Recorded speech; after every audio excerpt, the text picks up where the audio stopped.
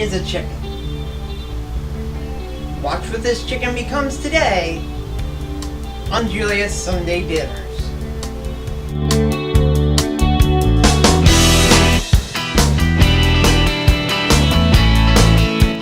Hello everybody, and welcome to Julia's Sunday Dinner. Of course, I'm Julia, and welcome to my kitchen today. And this week, I'm going to show you what you can do with this beautiful bird right here. It is a 4.5 pound fryer. It's absolutely a beautiful chicken. Got it pretty cheaply, and that's what I like to do. I like to buy the chicken whole and then cut it up. Now, I'm not going to show you how to cut it up, but I'm going to show you what you can do with it after you cut it up. Now, in my freezer, I have these. These are chicken legs and chicken wings from the last chicken I cut up. I take them part by part and put them in Ziploc bags. These are the ones that can, vacuum pack. That's it. They can vacuum pack, and they stay vacuum packed for months in this freezer. And if they don't stay vacuum packed, these ones have stayed pretty well, but some of the ones don't stay vacuum packed too much. If they don't, then every once in a while I'll go in there and I vacuum them again, use the little valve, and it stays for a while. And I can get 4 or 5 meals out of about a $4 purchase. That's economics for you. But today, I'm going to show you another way to save with a chicken. After you've cut it all up, you can make chicken stock. And here we go. I have chicken stock right here in a bag.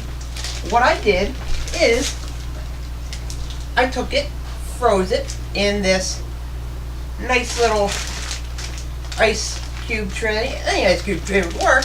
And then once it was frozen, threw it in a Ziploc bag, threw it in the freezer. I don't have to buy it ever. I don't have cans of it like most people do in their pantry. I don't have that. I don't have a need for it. So I'm going to show you this week how to make a chicken soup. Chicken broth, turn it into a chicken soup, and show you how to make a matzo ball soup with an interesting twist on the traditional matzo ball. So let's get started. I'm going to go and cut that chicken up. I'll be back in a few moments to show you what I got out of it and show you what I'm going to do with it. Okay, well, as you can see, I'm all cleaned up here. That is something that you got to make sure you do after cutting a chicken or doing anything with raw foods. You got to make sure that you clean everything up before you move on to the next step. Now, the next step is to make our chicken broth. Now, this chicken broth, there are a couple of different ways to make it. I was taught originally to cook the chicken whole, and with whatever you had left, with the carcass at the end, throw it in the pot, add some water, add some vegetables, boom, let it wait. Well, I've learned over time, and my mom has taught me over time, through actually watching Food Network and through, taste testing over the years, trial and error, and that using a raw bird is actually the best way to get flavor into it, because the flavor isn't cooked out of it already. Sometimes you have cooked chicken, and cooked chicken can be, let's face it, cooked chicken can be kind of dry in a way. And by the time you get to the bones and get to everything else on there, you're not left with much of the dark meat, which is where a lot of the flavor comes from. But when you get a bird like this that I cut up, I already got, this is what I got out of it. I got 2 leg-thigh combinations, which I might break down into the thighs and legs later. I got 2 beautiful chicken breasts, and I got some tenderloins. They're not exactly those beautiful tenderloins, but they'll work for what I need.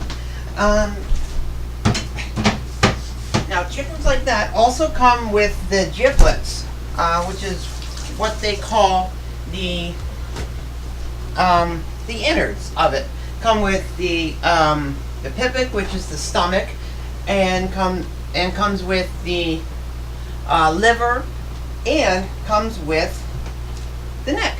Now the neck is great for making soups, and it is what I am going to use.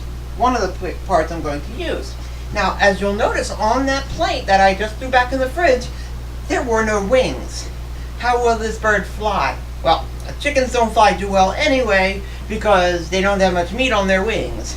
And nope, I left the wings on. Looks kind of weird, but think about it. How many wings do you get when you go to a bar and you order buffalo wings? You get loads of them to make up your meal. Two wings aren't going to make a difference to me, but they'll make a huge difference in the soup. The 2 wings I have in the freezer, I'm going to keep because I wasn't making a soup that time, so I froze them. Every once in a while, if I do like 3, 4 chickens, I'll have 4 wings. I'll have 8 wings. That's a good dinner. So I'll use I keep them on here, so they'll add some flavor. So I'll go through the rest of them as I add them to the pot. So what we're going to do is we're going to add all this stuff to the pot. The chicken first. We're going to add our chicken carcass with the wings still on. We're going to add the neck with the fat.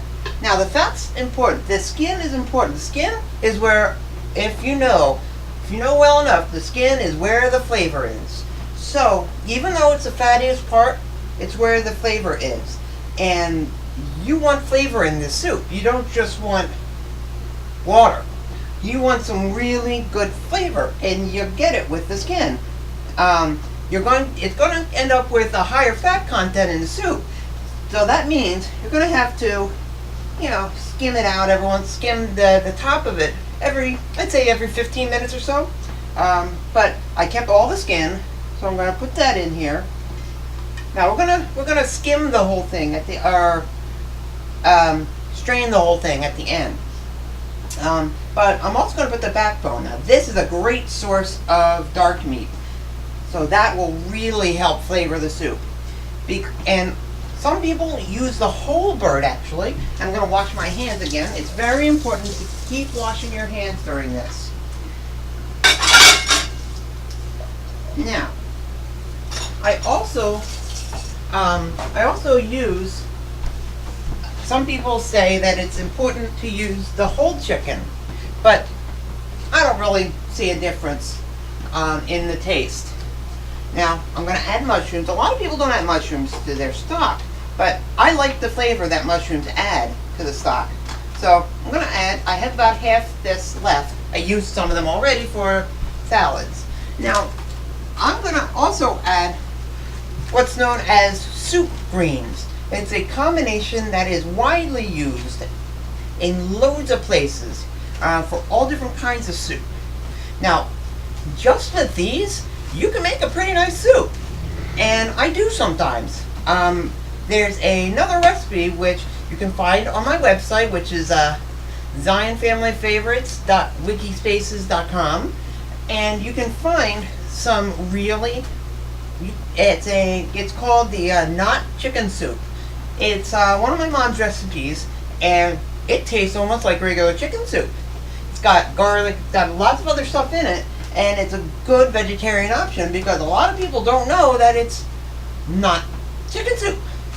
But in these, you can get these in any different supermarket. So what you'll find traditionally is carrots. I'm going to add these carrots in here. You'll find some parsley and dill. That's actually underneath everything. But you'll find some celery.